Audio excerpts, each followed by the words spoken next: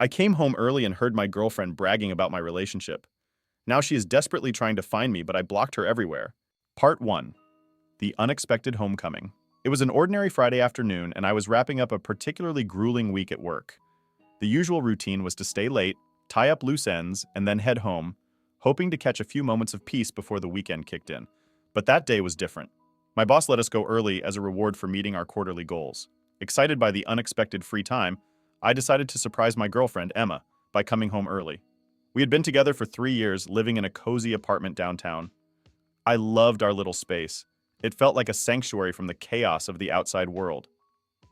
As I climbed the stairs to our second-floor apartment, I imagined Emma's face lighting up when she saw me.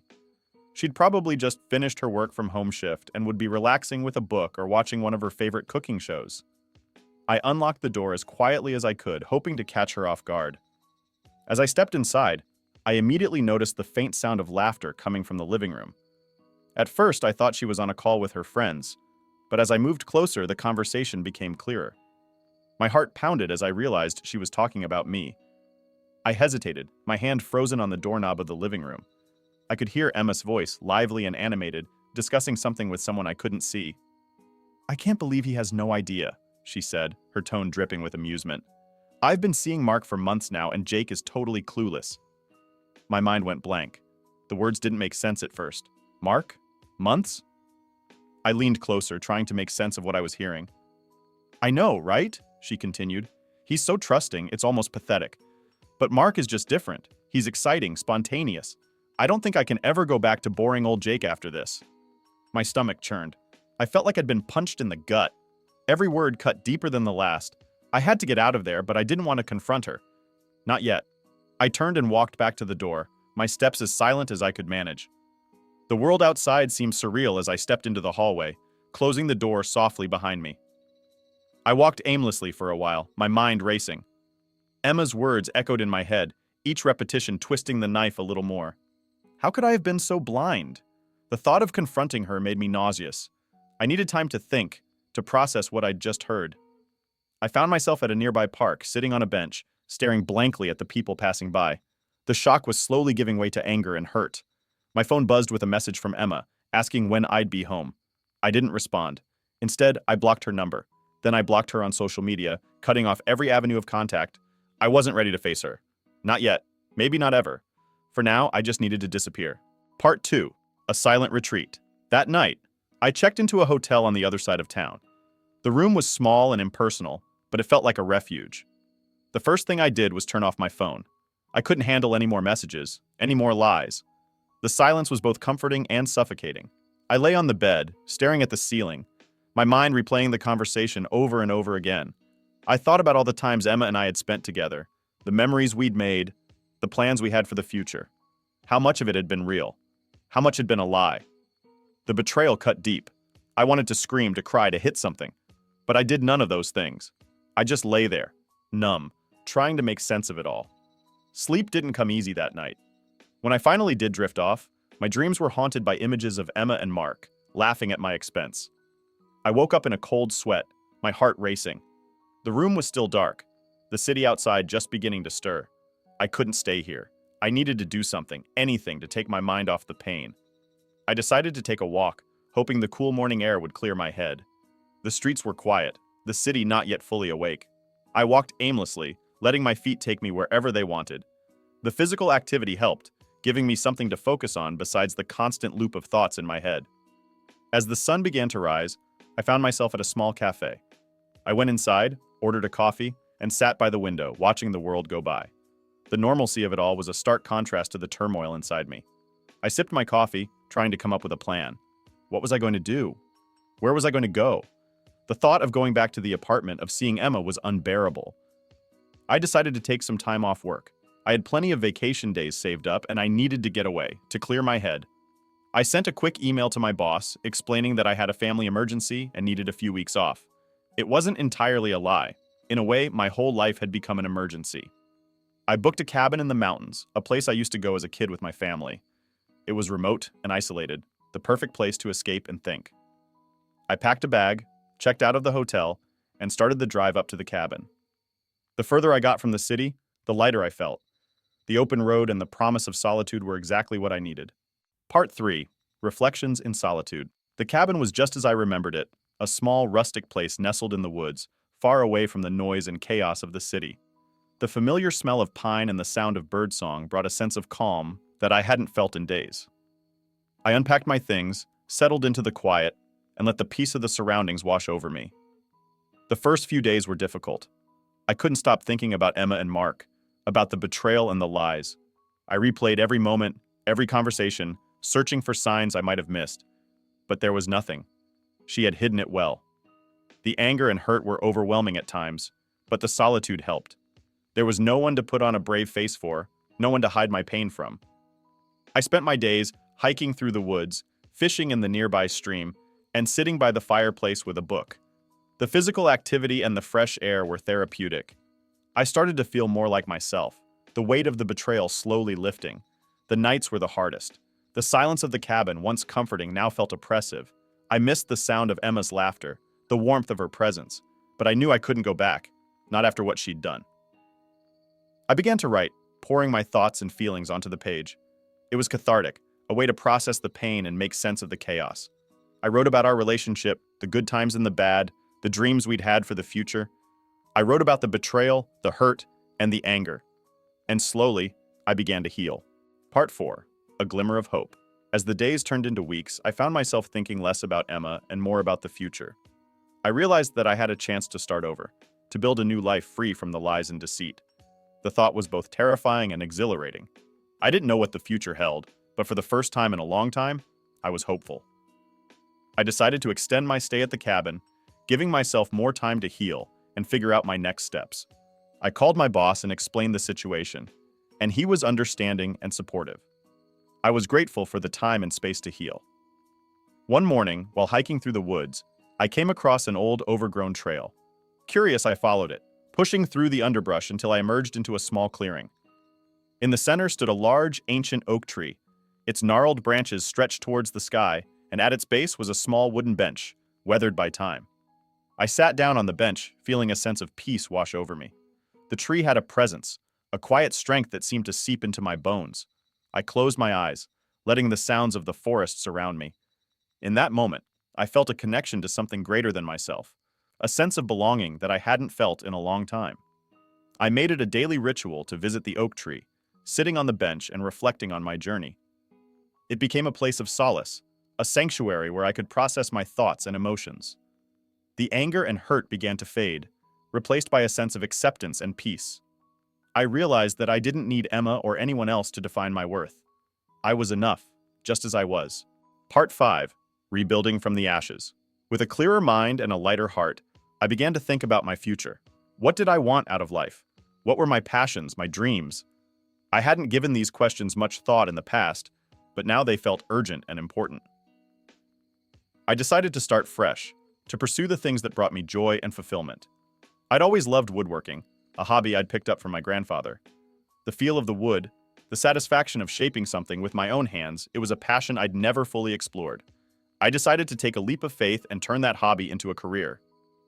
I spent the next few weeks transforming the cabin's old shed into a workshop. I gathered tools, sourced wood from the nearby forest, and started creating. The process was slow and meticulous, but it brought me a sense of purpose and joy that I hadn't felt in years. The more I worked, the more my confidence grew. I started with small projects, birdhouses, picture frames, and simple furniture. As my skills improved, I tackled more complex pieces, pushing myself to learn and grow. The act of creation was therapeutic, helping me heal and move forward. Each finished piece was a tangible reminder of my progress, a symbol of my resilience. Word spread about my work, and soon I had a steady stream of orders from locals and visitors alike. I set up a small online shop, showcasing my creations and connecting with customers from all over. The support and encouragement I received were overwhelming, and it reaffirmed my decision to follow my passion. Part 6. Unexpected Connections. As I settled into my new life, I found myself reconnecting with old friends and making new ones. The cabin, once a place of solitude, became a hub of activity. Friends visited often, helping out in the workshop or just hanging out by the fire. I built a small community, a support system that reminded me I wasn't alone. One afternoon, while working on a custom order, I heard a knock at the door. I opened it to find a woman standing there, her expression a mix of determination and hesitation. She introduced herself as Lily, a writer who had recently moved to the area. She'd heard about my woodworking and wanted to commission a piece for her new home. Lily and I hit it off immediately. She was warm, genuine, and passionate about her work. Our conversations flowed effortlessly, and I found myself looking forward to her visits. She often stayed for hours, discussing her latest projects or sharing stories about her travels. Her presence was a breath of fresh air, a reminder that life could still be beautiful and full of possibilities. As our friendship deepened, I realized that I was beginning to feel something more. The idea of opening my heart again was terrifying, but Lily's kindness and understanding made it easier. We spent more and more time together, exploring the area, working on creative projects, and simply enjoying each other's company. Part 7. Confronting the past. Just as I was beginning to find my footing, the past came crashing back. One evening, as Lily and I were sitting by the fire, my phone buzzed with a notification. It was a message from an unknown number. My heart sank as I read the words. "Jake, it's Emma. Please, I need to talk to you. I'm so sorry." The flood of emotions was immediate and overwhelming. I hadn't spoken to Emma since that fateful day, and seeing her message brought back all the pain and anger I'd worked so hard to overcome. Lily noticed my distress and asked what was wrong. I told her everything about Emma, the betrayal, and the message. Lily listened patiently, her hand resting gently on mine. When I finished, she squeezed my hand and said, "You don't have to respond. You owe her nothing. But if you think it will help you find closure, then do what feels right for you." Her words were exactly what I needed to hear. I thought long and hard about what to do. Part of me wanted to ignore the message, to keep moving forward without looking back. But another part of me knew that I needed to confront the past, to finally close that chapter of my life. Part 8. Facing the truth. The next day, I replied to Emma's message, agreeing to meet her in a public place. We arranged to meet at a cafe in town. As I walked in, I saw her sitting at a corner table, looking nervous and unsure. She looked up as I approached, her eyes widening in surprise. I sat down, feeling a mix of emotions, anger, sadness, but also a strange sense of calm. Emma started to speak, her voice trembling. She apologized profusely, tears streaming down her face. She explained that her relationship with Mark had ended badly and that she'd realized how much she'd hurt me. She begged for my forgiveness, saying she wanted to make things right. Listening to her, I felt a wave of conflicting emotions. Part of me wanted to forgive her, to let go of the anger and hurt. But another part of me knew that things could never go back to the way they were. The trust had been shattered, and no amount of apologies could repair it. I told Emma that I appreciated her apology, but that I couldn't go back. I explained how deeply her betrayal had hurt me, and how hard I'd worked to rebuild my life. I wished her well, but made it clear that I needed to move forward without her. Leaving the cafe, I felt a sense of relief. Confronting Emma had been difficult, but it was also liberating. I'd faced my past and made peace with it. Now I could truly move on. Part 9. New beginnings with the past behind me. I focused on the future. My relationship with Lily continued to blossom, and we became inseparable. She was a constant source of support and inspiration, encouraging me to pursue my dreams and believe in myself. We worked on projects together, combining her writing with my woodworking to create unique, beautiful pieces. We decided to collaborate on a book, a collection of stories and essays about life, love, and resilience. It was a deeply personal project, and working on it together brought us even closer. The process was challenging, but also incredibly rewarding. It gave us both a sense of purpose and direction, and the final product was something we were both immensely proud of. As our relationship grew, we started talking about the future. We dreamed of traveling the world, of building a life together filled with adventure and creativity. The possibilities felt endless, and for the first time in a long time, I felt truly happy. Part 10, Embracing Change Life with Lily, was everything I'd hoped for and more. She brought out the best in me, challenging me to grow and evolve in ways I never thought possible. We spent our days exploring the world around us, finding inspiration in the most unexpected places. Our nights were filled with laughter, love, and deep conversations about life and our shared dreams. We continued to work on our book, pouring our hearts into every word and every piece of wood. The project became a labor of love, a testament to our journey and our resilience. As we approached the final chapters, we realized that our story was just beginning. We were ready to take on the world together, to embrace whatever challenges and opportunities came our way. Part 11. A New Chapter. The day our book was published was one of the proudest moments of my life. Holding the finished product in my hands, I felt a sense of accomplishment and joy that I hadn't experienced in years. The book was a symbol of our journey, of the love and resilience that had brought us together. It was a testament to the power of healing and the beauty of new beginnings. We celebrated with friends and family, surrounded by love and support. The cabin, once a place of solitude and pain, was now filled with laughter and joy. I looked around at the people who had stood by me, who had helped me rebuild my life, and I felt an overwhelming sense of gratitude. Lily and I continued to build our life together, pursuing our passions and dreaming of the future. We traveled, explored, and created, finding inspiration in every corner of the world. Our love grew deeper with each passing day, and we knew that no matter what challenges lay ahead, we would face them together. Part 12. The Power of Forgiveness. One evening, as we sat by the fire, Lily turned to me and said, "You've come a long way, Jake. I'm so proud of you." Her words touched me deeply, and I realized just how far I had come. The pain and betrayal of the past had shaped me, but they no longer defined me. I had found strength in my vulnerability, and I had built a new life filled with love and purpose. As I reflected on my journey, I realized that forgiveness had been a crucial part of my healing process. Forgiving Emma had not been easy, but it had allowed me to let go of the anger and hurt that had held me back. It had given me the freedom to move forward, to embrace the love and joy that life had to offer. Part 13. A Bright Future. The future was bright and filled with promise. Lily and I continued to build our life together, always looking forward, always dreaming big. We knew that there would be challenges, but we were ready to face them together with love and resilience. As I sat by the fire, holding Lily's hand, I felt a deep sense of peace. The journey had been long and difficult, but it had brought me to a place of love and happiness that I never thought possible. I had learned to embrace change, to find strength in vulnerability, and to believe in the power of forgiveness. And in that moment, I knew that no matter what the future held, I was ready. I was surrounded by love, filled with purpose, and looking forward to the next chapter of my life.